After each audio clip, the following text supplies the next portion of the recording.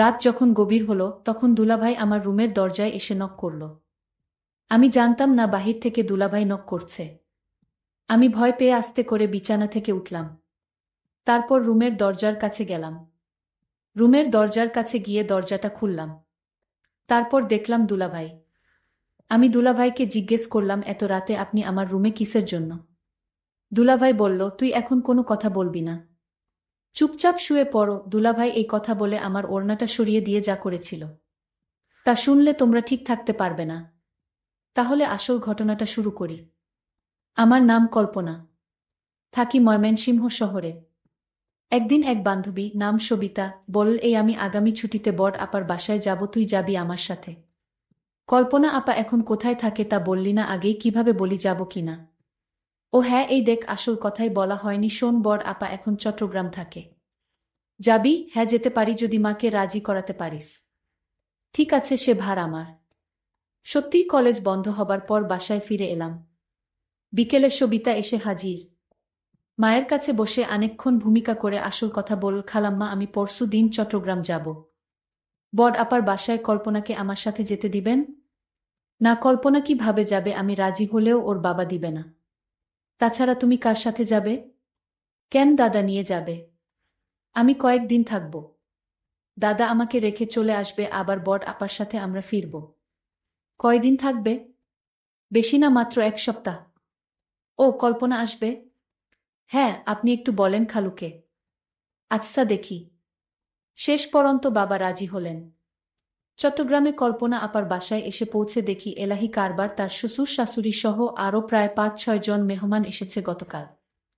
খাওয়া দাওয়ার পর এখন চিন্তা শোয়া হবে কোথায়। আপা পাশের বাসায় গেল, সে বাসায় ভদ্রলোক একা আছে, তার ফ্যামিলি গেছে ঢাকায়। হ্যাঁ আপা পজিটিভ খবর নিয়ে এসেছে, এই পাশের বাসায় থাকব। আমি আর সবিতা। আমাদের নিয়ে এসে পরিচয় করিয়ে দিয়ে গেলেন আপা। এই যে ভাই, আমার বোন সবিতাকে তো চেনেন, আর এ হল ওর বান্ধবী কল্পনা। আরে সবিতা, কেমন আছ, কখন আসলে? হ্যাঁ দুলা ভাই, ভালো আছি, আপনি কেমন আছেন? ভালো ভালো, তোমার মতো শালী যাদের, তারা কি আর খারাপ থাকতে পারে? দুলাভাই খালি বেশি কথা বলেন। না না, বেশি আর কি বললাম। তা খেয়ে এসেছো নাকি? রান্না করব? না, খেয়েই এসেছি। তবে শোন, সকালে কিন্তু নাস্তা বানিয়ে নিজেরা খাবে। আমাকে খাওয়াবে, তারপর যাবে, এবং যে কয়দিন থাকবে এই হিসাবই চালু থাকবে, বুঝেছ? আচ্ছা ভাবি, আপনি যান, ওদিকে ব্যবস্থা করেন। গিয়ে আমি দেখছি, এখানে ওরা এই রুমেই থাকবে। আমি দেখিয়ে দিচ্ছি, আছো তোমরা আমার সাথে। পাশের রুমে নিয়ে গেলেন, বিছানা দেখিয়ে বললেন, সবিতা, তুমি তো চেন সব, তাহলে শুয়ে পর, অনেক লম্বা জার্নি করে এসেছ। আমি সিরিয়ালটা দেখে শোব। না, আমরাও দেখব। দেখবে তাহলে আসো, দেখো। টিভি দেখাছিলাম আর বিভিন্ন গল্প করছি। বলেই ফেললাম, বাহ দুলাভাই, আপনি এত সুন্দর করে কথা বলেন। সবিতা আগে আপনার কথা কিছু বলেনি? নাকি আর কথা বলা, এই তো এমনি আর কি। আচ্ছা, তোমরা চা খাবে? লম্বা জার্নি করেছ, ভালো লাগবে। কে বানাবে? আপনি বানাবেন? মাথা খারাপ, দুইটা শালি ঘরে থাকতে কোনো বোকা চা বানিয়ে খায় বল? সবিতা বলল, না দুলাভাই, আমি বানিয়ে আনছি, আপনি বসেন। আমি সবিতায়ের সাথে রান্নাঘরে গেলাম, চায়ের কাপ এনে দুলাভাইয়ের হাতে দিলাম, উনি খুব খুশি হলেন। কি ব্যাপার তোমাদেরটা?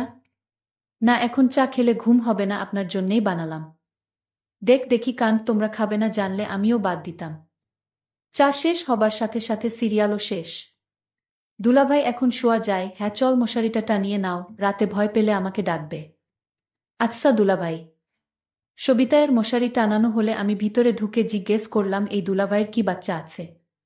হ্যাঁ, এক মেয়ে। কেন, আফসোস হচ্ছে? চুপ করবি না, আপাকে ডাকবো।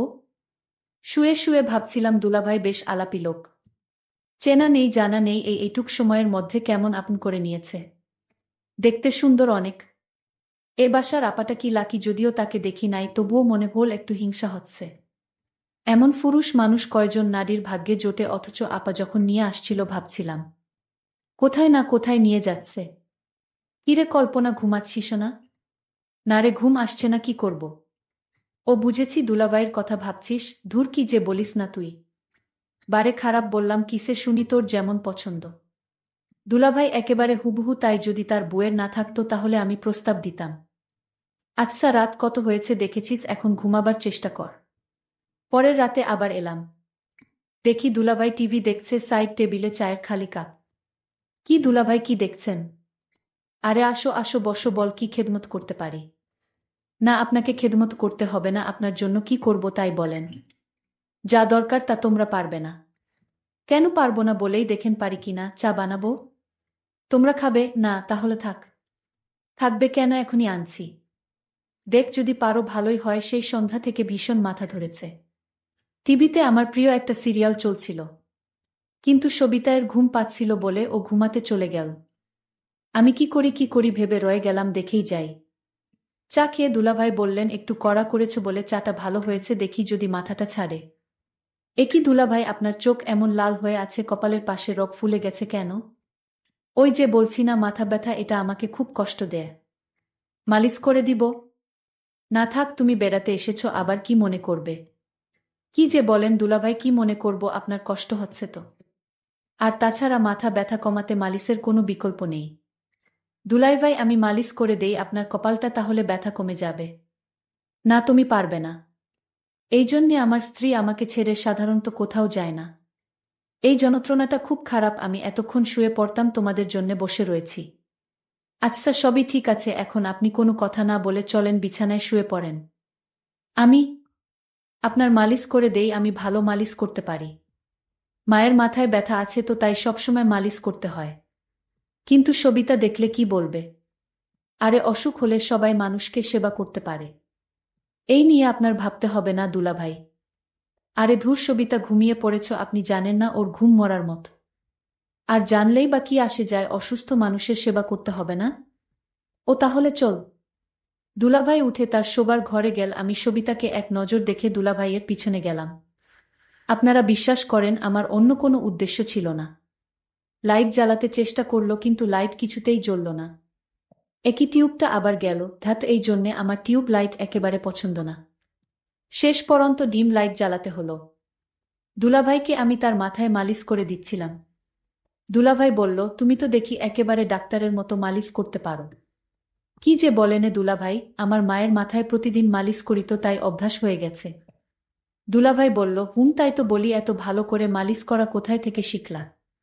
দুলাভাই, আপনারে একটা কথা বলি, আপনি যদি বিয়ে না করতেন তাহলে আমি আপনাকে বিয়ে করে নিতাম। আপনাকে বিয়ের প্রস্তাব দিতাম। আমি তাকে জিজ্ঞেস করলাম, কেন? দুনিয়ায় এত মানুষ থাকতে আমার প্রতি নজর পড়ল কেন গো? দুলাভাই, আপনার মতো মানুষ আমি কোনোদিন দেখিনি। আপনি যেমন সুন্দর তেমন আপনার কথাবার্তা। আপনি যাকে বিয়ে করেছেন সে তো ভাগ্যবতী। আরে তুমি যা মনে করছো তা না। তুমি হয়তো ভাবছো আমি বিয়ে করে অনেক ভালোই আছি, কিন্তু আমার মনের অবস্থা তুমি জান না। আমি আসলে এই সংসার নিয়ে ভালো নেই। তোমার ভাবির আচার আচরণ তেমন একটা ভালো না। তোমার ভাবি আমায় তেমন পছন্দ করে না। আমি বললাম, দুলাভাই, আপনি কি বলেন এসব? আপনার মতো একটা সুদর্শন মানুষকে ভাবি পছন্দ করে না? এটা কি করে হয়? আমার এই কথাটা বিশ্বাস হচ্ছে না দুলাভাই। তুমি যদি বিশ্বাস না করো তাহলে আমার করার কিছু নাই। আমি সত্যি বলছি, আমি আসলে তোমার ভাবিকে নিয়ে ভালো নেই। আচ্ছা দুলাভাই, আজ ঘুমান, আমি আমার রুমে গিয়ে ঘুমাই। ঠিক আছে, কাল কথা হবে। আর আমি তো আছি, সবিতা যতদিন আছে। আমি তাকে ডাক দিলাম আর বললাম, শোন, তুমি যে আমার মাথা ব্যথা দূর করেছ তাই তোমাকে অসংখ্য ধন্যবাদ। আরে দুলাভাই, আপনি আমাকে ধন্যবাদ দিয়ে ছোট করবেন না, কারণ আমি তো রোগী মানুষের সেবা করেছি। সমস্যা নাই, কাল আবার কথা হবে। তাহলে আমি এখন যাই। আচ্ছা ঠিক আছে, যাও। পরের দিন রাতে আমি আমার শালীকে বললাম, আজ আমার সাথে দেখা করো রাতে। আমি বললাম, ঠিক আছে দুলাভাই, আপনি রুমে যান, আমি আসব।